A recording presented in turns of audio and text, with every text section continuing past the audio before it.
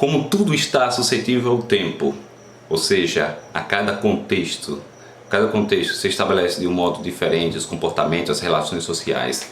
A geografia também já teve várias utilidades e várias funcionalidades. Já teve períodos em que a geografia servia basicamente para a localização. A exemplo da arte rupestre, onde a gente vai observar em algumas cavernas, onde os ancestrais nossos, os homens da caverna, eles colocavam localização de animais, ou das caças, de pesca, portanto eles já faziam uma pequena representação do espaço geográfico. Outros períodos do espaço geográfico, ou a própria geografia, tinha uma utilidade um pouco mais prática. Outros períodos tinha como uma forma de ensinamento daquilo que tem no território. Para outros períodos, a geografia tinha a funcionalidade de ser utilizada na guerra. Assim como o livro A Arte da Guerra de Sun Tzu, ele acaba explicando um pouquinho sobre isso, que era para conhecer os territórios inimigo e assim ver as suas potencialidades, conhecer as nossas potencialidades para a gente poder atacar o nosso inimigo. Outros momentos a geografia vai ter outras funcionalidades. Hoje nós temos uma compreensão de uma geografia mais ambiental, um pouco também cultural. Porém, surge a pergunta: o que é geografia?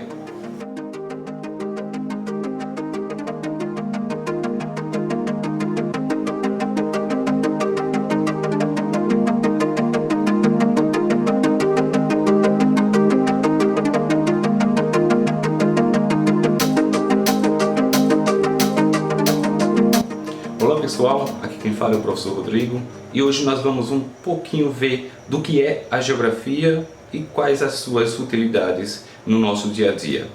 A geografia, a própria palavra que vem do grego, geo significa terra e grafia, descrição. Portanto, nós estamos aqui falando da descrição da terra e essa descrição da terra está representada de tudo o que existe no nosso planeta. Portanto, os aspectos físicos, os aspectos biológicos e também cultural e humano. Tudo isso acaba sendo estudado dentro da geografia. Portanto, a parte do relevo da Terra, da superfície terrestre, tudo que existe entre relação entre o homem e o meio é possível de ser escrito pelo ser humano. Veja nos primeiros relatos que nós temos sobre o descobrimento do Brasil. Ele faz basicamente um relato de viagem, vem dizendo o que é que tem nesse território. Então nós temos aqui uma funcionalidade da geografia, portanto uma descrição. Nós vamos ver em outros momentos seres humanos tentando descrever tudo aquilo que eles acabaram vendo. Imagine como deve ter sido para o europeu chegar no continente africano e deparar com aquele monte de animais, de vegetação, de um solo, de um clima. Portanto, tudo diferente do que ocorria na Europa. E eles acabavam descrevendo e entregando ou levando lá para a Europa. Veja as viagens de Marco Polo. Ele vai detalhando tudo o que acaba vendo durante todo o seu percurso até o caminho da seda, que chegando até a China. Portanto, a geografia nada mais é do que a descrição do território, ou a descrição das paisagens ou dos lugares. Isso daqui é o que nós vamos ver agora sobre os conceitos geográficos.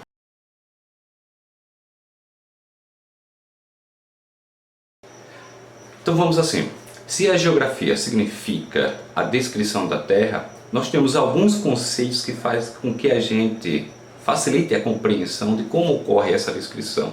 O primeiro conceito que nós temos aqui é o conceito do espaço geográfico. O espaço geográfico é dividido em duas partes, o espaço natural e o espaço humano. No espaço natural, nós temos aspectos físicos e biológicos lá da natureza. A gente vai falar.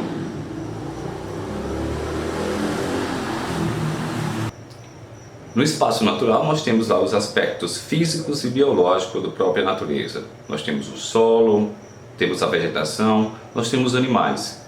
Portanto, tudo em interação ali a gente chama de espaço geográfico natural, ou apenas espaço natural. Quando o homem começa a transformar, vai lá e derruba a floresta, começa a usar a sua técnica para a transformação daquele meio, a gente diz que esse espaço vai se ruralizando, portanto se tornando algo mais antrópico. O homem pega os aspectos naturais e transforma em um aspecto mais rural.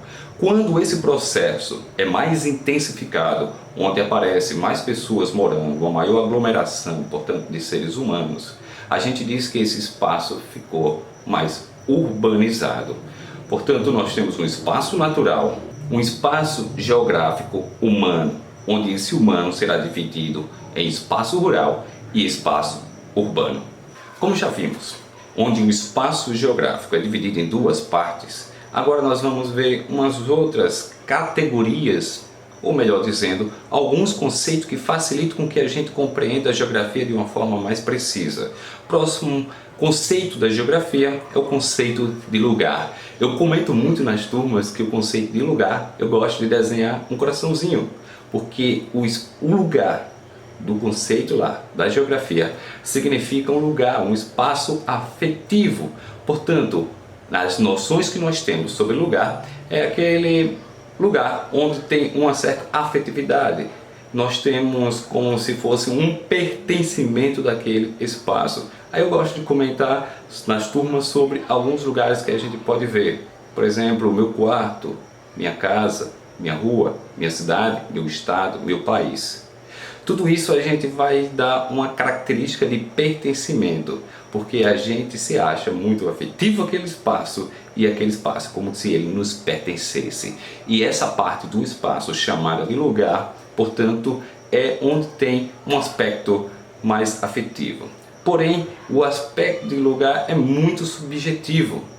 Tem alguns que vão dizer esse é o melhor lugar, outros vão dizer totalmente o contrário. Portanto, afetivo e subjetivo é uma das características principais para a gente ter essa noção do que é o lugar.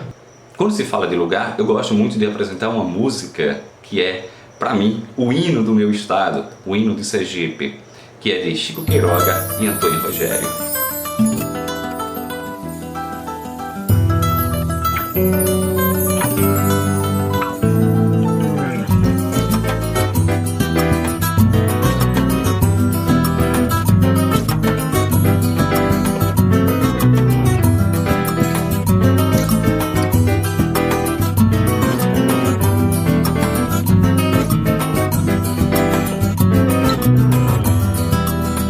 Lá vem o dia, despertando a natureza, vou seguindo a correnteza, na incerteza de chegar.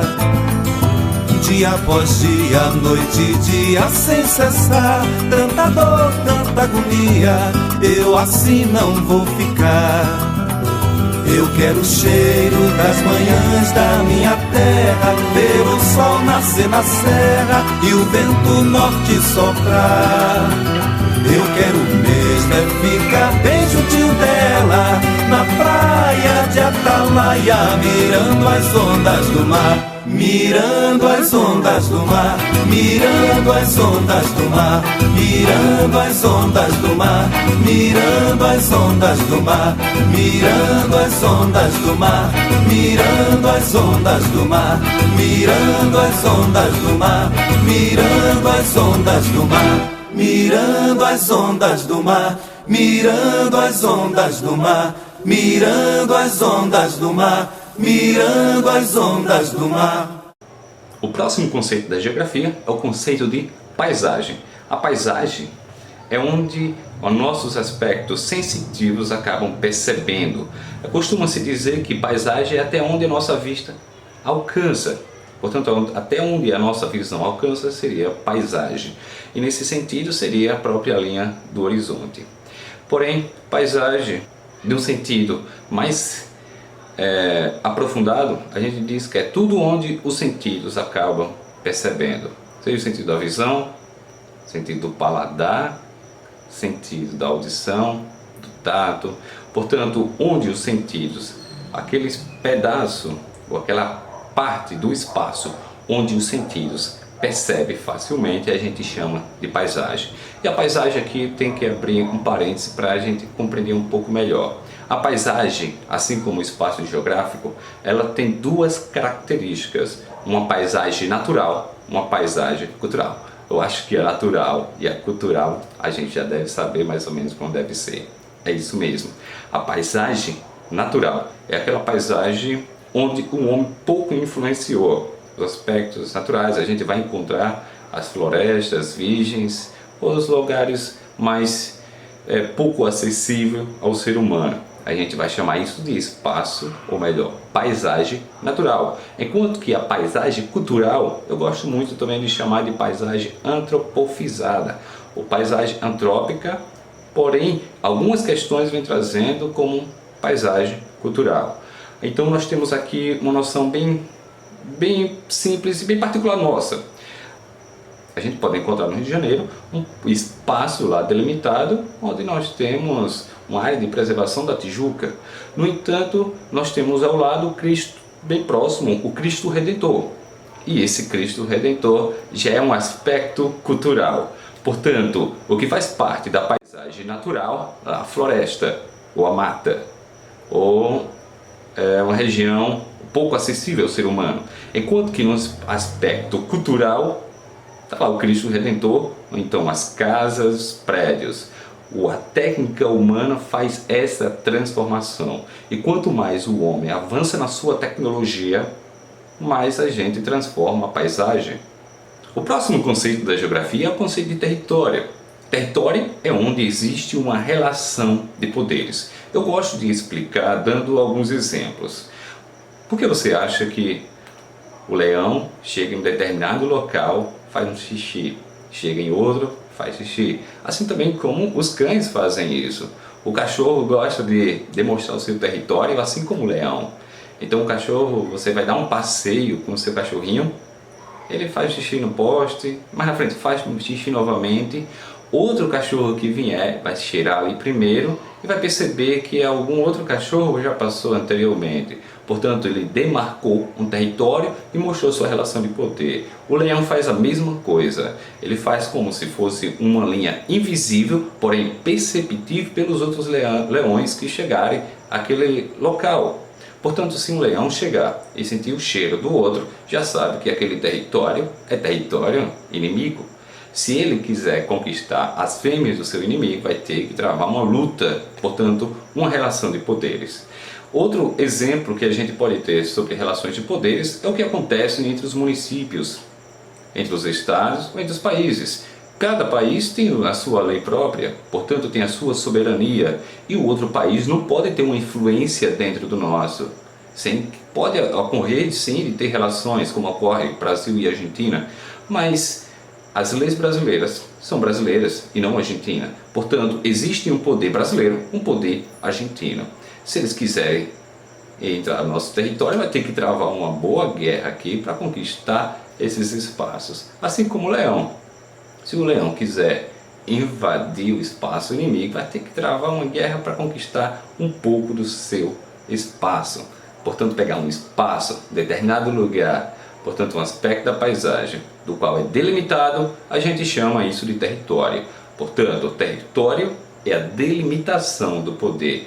E aí a gente acaba tendo que existe algumas delimitações. Muitas das vezes a gente chama de delimitações físicas, reais, como por exemplo um rio que faz a divisão. Exemplo aqui no nosso estado, aqui em Sergipe, nós temos um rio que divide Sergipe de Alagoas, que é o Rio São Francisco. Portanto, nós temos uma divisão física. No entanto, essa divisão pode ser imaginária. A gente percebe isso muito mais facilmente na divisão dos Estados Unidos. Vamos ver linhas retas e não contornado como acontece aqui no Brasil, que vai traçando de acordo com rios, então uma outra delimitação física. Então nós temos aqui, território é a relação de poderes que serão exercidos. Aí nós temos a fronteira, que são entre países, nós temos as divisas, que são entre os estados, e nós temos os limites, que são os municipais. No entanto, existem partes do território, ou nas suas fronteiras, onde aquele determinado espaço pode ser questionável. E a esses espaços nós chamamos de áreas de litígio, onde existe uma briga. Pode ser entre um país e outro, que questiona determinado espaço, ou pode ser entre municípios, onde a gente encontra isso muitas vezes aqui no Brasil, onde um município questiona se ter a sua autoridade sobre determinados espaços. Por último, e não menos importante do que os outros conceitos, nós temos aqui o conceito de região. Tanto é que em algumas partes, em alguns períodos, região era uma área da geografia, assim como a gente tem geografia humana e geografia física, nós tínhamos a geografia regional, mas hoje em alguns conceitos ou alguns geógrafos entendem como a região como sendo um dos conceitos que acaba exemplificando do que significa a ciência geográfica. Região é uma parte delimitada do espaço onde vai apresentar determinadas características. Normalmente o poder público utiliza o conceito de região para delimitar determinados espaços. Como por exemplo a gente pode encontrar, pegar um recorte de um estado e delimitar, olha, nessa parte aqui se produz leite, portanto nós temos uma bacia leiteira. Essa outra parte do estado nós estamos produzindo citricultura, ou produzindo soja, ou produzindo qualquer outro produto. Essa divisão facilita a própria administração, porque pode-se colocar ou implementar pesquisas, ou colocar universidades que estejam voltadas para a bacia leiteira, estejam voltadas para a citricultura. Portanto, os investimentos serão mais precisos. Aí nós temos aqui no Brasil um exemplo da divisão regional. É certo que nós já tivemos outras divisões, assim como no Brasil também já teve outros territórios. Lembra aí das capitanias hereditárias, para chegar até o modelo atual de território. Nós tivemos também outras regiões. Era delimitado de acordo com os interesses da época.